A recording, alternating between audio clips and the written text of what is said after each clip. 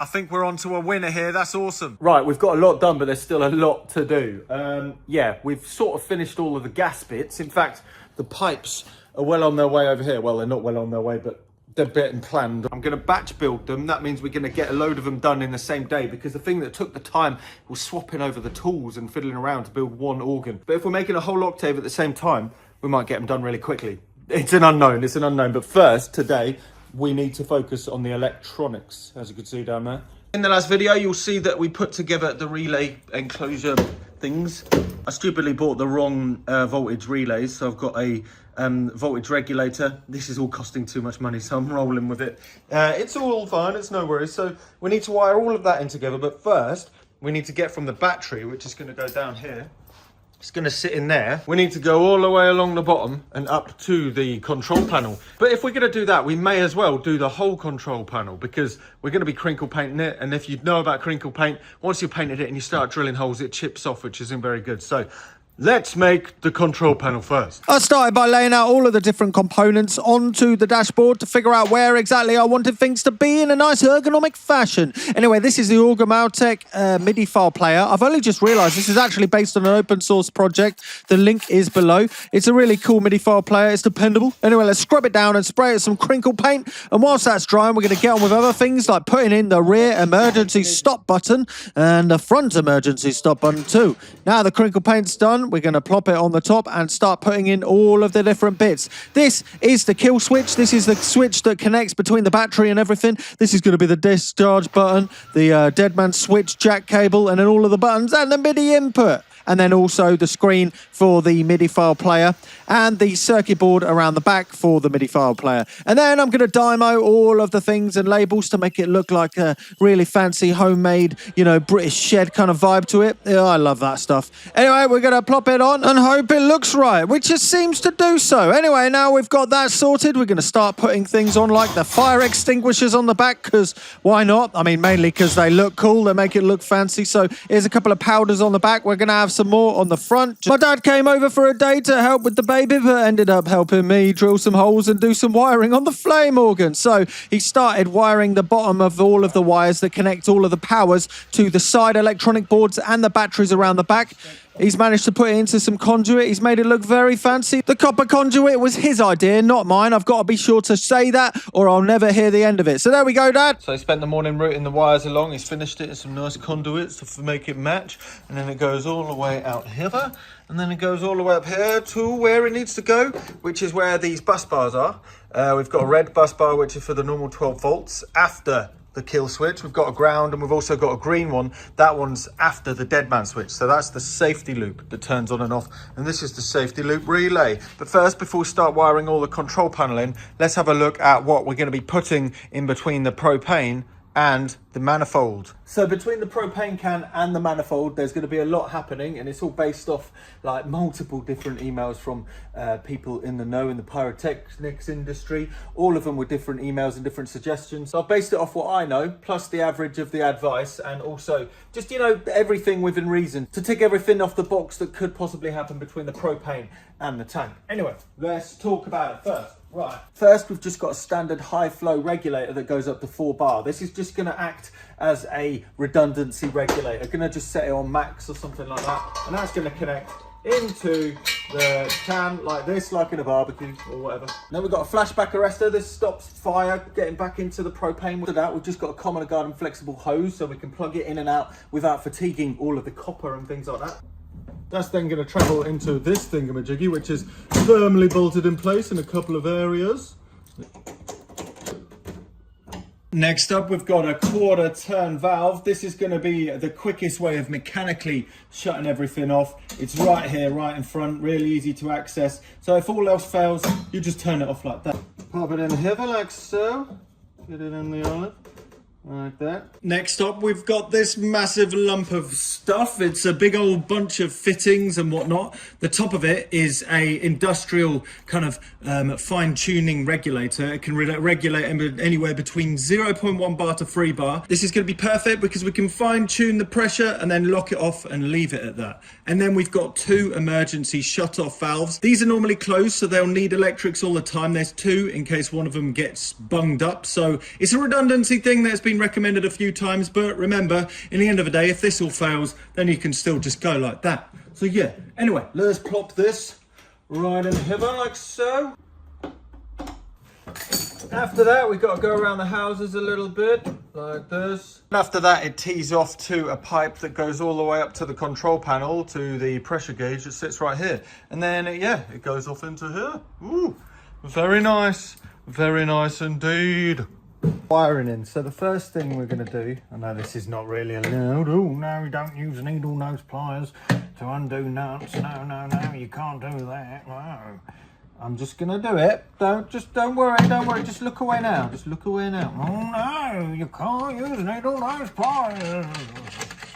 Right, so, hold up. So what I'm gonna do is get the battery cable, that is the ground, go straight from the battery and connect it up to the ground lugs. The red line is gonna go to the kill switch and then come back to the red power line. So we're going to pop the red one on here. Plug from the 12-volt line into the safety loop relay, and then from the safety loop relay into the dead man switch safety loop power. I've gone for positive power on this because I don't know whether I'm sharing grounds and things. Like, I think it's safer to shut off the positive power instead of the ground in case there is a ground loop and connection. That means that you end up actually bypassing the safety loop altogether. So I'm going to put a wire from here up to here, then a wire from here down to here, and that means we've got this power turn on and offable via this relay. Ooh. These two connect to the power on this side. One of them is going to go to permanent red and one of them is going to go to the safety loop for the ignition.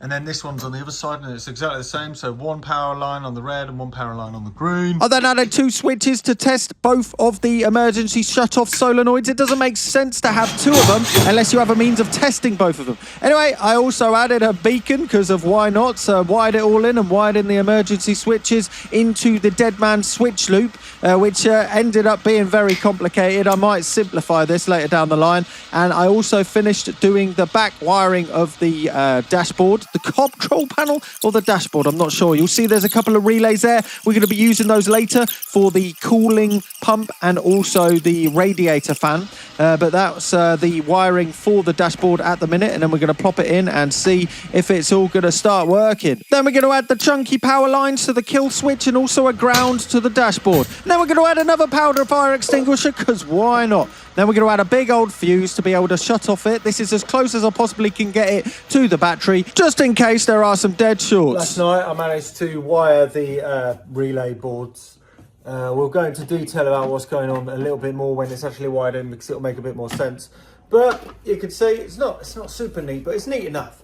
It's quite neat. It's reasonably neat, and there's quite a bit going on. There's a few different things to take in account. But first, let's plop it on the actual thingamajig. Plop it back on.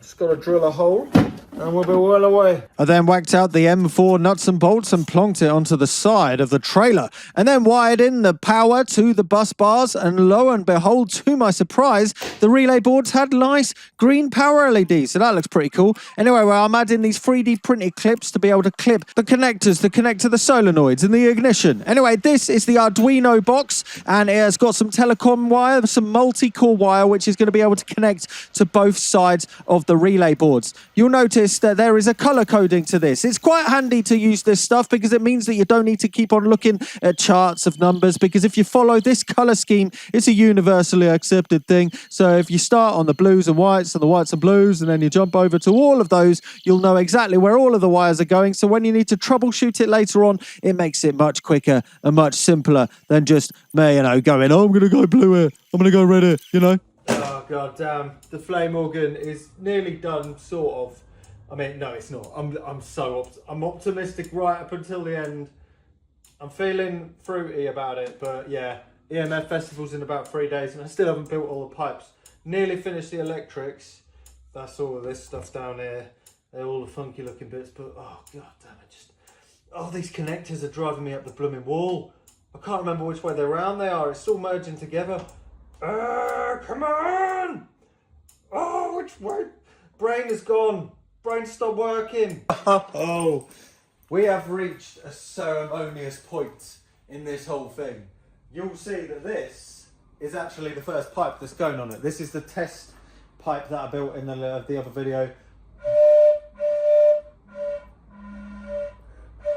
It goes into a lower fundamental with propane, but this should be C, the second C on it. So this is about where it's going, and potentially if we gauge, wire it in, get it on, and then also get the, let's just try it first. Woo!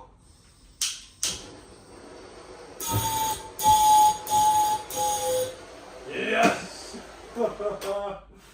Finally.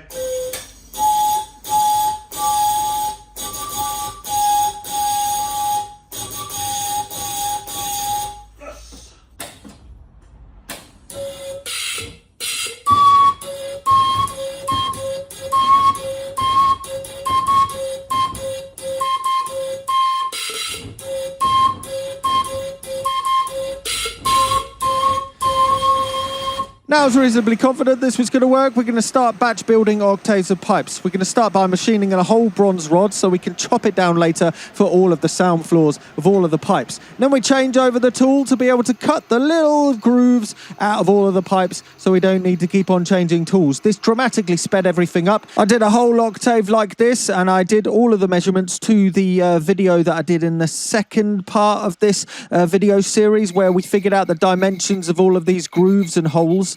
So this is the 22mm octave pipe, which is octave number 2. And there is the sound floor. I'm plopping it in. Now we're going to put a tunable top on it, and then we're going to put a coupler on the bottom.